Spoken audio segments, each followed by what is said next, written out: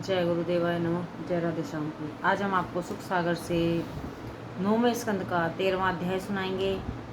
इक्ष्वाकु पुत्र राजा निमि की वंशावली वह जनकादि की उत्पत्ति का वर्णन। श्री सुखदेव जी बोले हैं, राजन परीक्षित, एक समय राजा इक्ष्वाकु के पुत्र राजा निमि ने अपने मन में एक यज्ञ कराने का विचार किया, जिसमें उन्होंने गुरु वशिष्ठ जी से यज्ञ कराने की प्रार्थना की। परंतु उसके पहले वशिष्ठ जी इंद्र को यज्ञ कराने का वचन दे चुके थे और यज्ञ कराने जा रहे थे।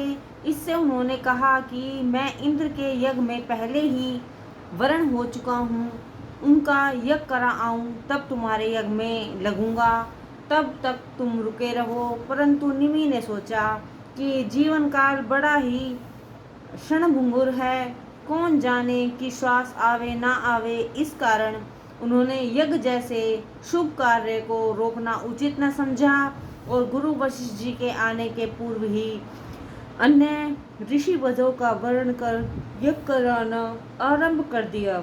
तब तक इंद्र का यज्ञ कराकर वशिष्ठ जी भी जा पहुँचे।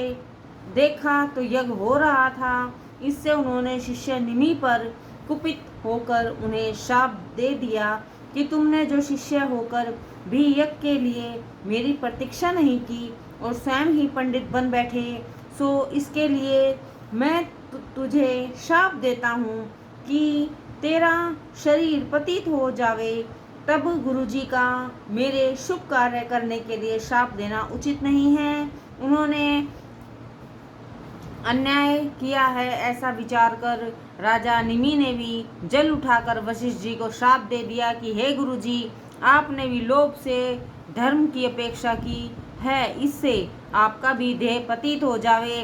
फिर क्या था, गुरु शिष्य दोनों ही को ही अपना अपना शरीर छोड़ना पड़ा। राजा निमि तो अध्यात्म विद्या के बल से शरीर छोड़ दिए और गुरु वशिष्ठ जी ने देह छोड़कर मित्रा वरुण के वीर्य से घड़े में जाकर जन्म धारण किया। एक समय उर्वशी अप्सरा को देखकर मित्रा वरुण का वीर्य धरती पर गिर पड़ा। वीर्य का तेज देखकर उर्वशी ने उसे घड़े में डाल दिया। उस घड़े से अगस्त्य, वशिष्ठ और वाल्मीकि के तीनों उत्पन्न हुए। इधर निमि की देह की पुरोहितों ने तेल में रखा। यज्ञ समाप्त होने पर वरदाता देवगण वहां आए। उनसे ऋषियों ने कहा कि यदि तुम प्रसन्न होकर वर देने आए हो तो राजा निमि की देह जीवित कर दो। देवताओं ने कहा एवमस्तु, ऐसा ही होगा। परंतु राजा निमि ने कहा कि मुझसे देह का संबंध न हो, क्योंकि देह नाशवान है।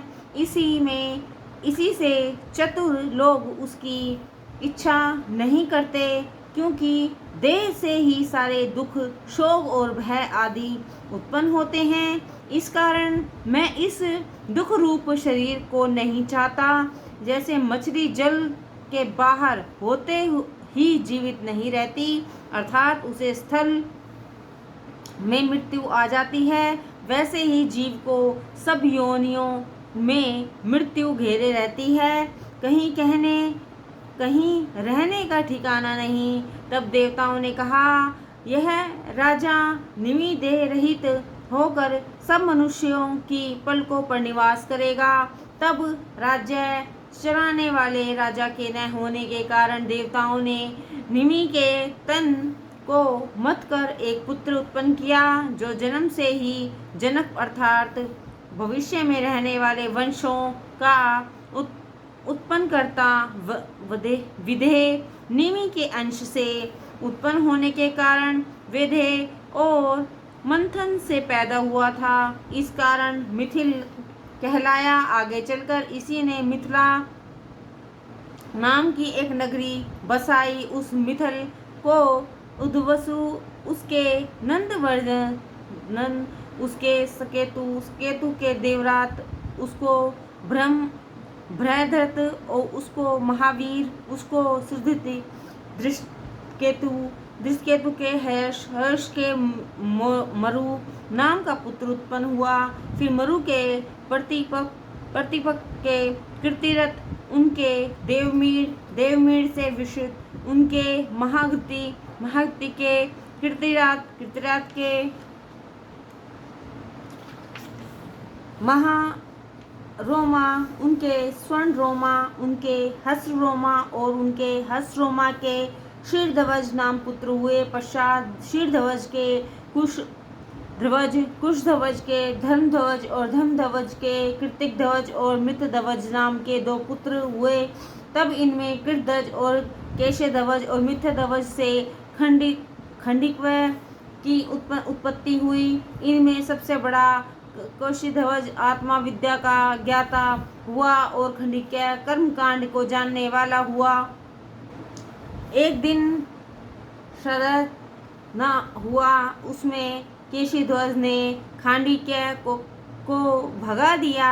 कुछ दिन पश्चात केशिध्वज को भानुमान नाम का पुत्र मिला, जो बड़ा ही यशस्वी था। पश्चात उसके शतुमन के शुचि, उसके संधराज, उसके उद्धकेतु के और के पुरोजित नाम का पुत्र उत्पन्न हुआ। फिर पुरोजित ने अरिष्टनेमि के चित्र और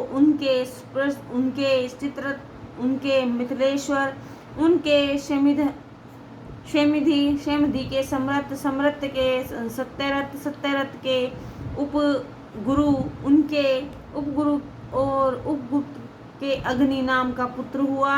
फिर अग्नि के वसवंत, उनके युयोधान के सुभाषण के जय के विजय और विजय के ऋतुपुत्र हुए।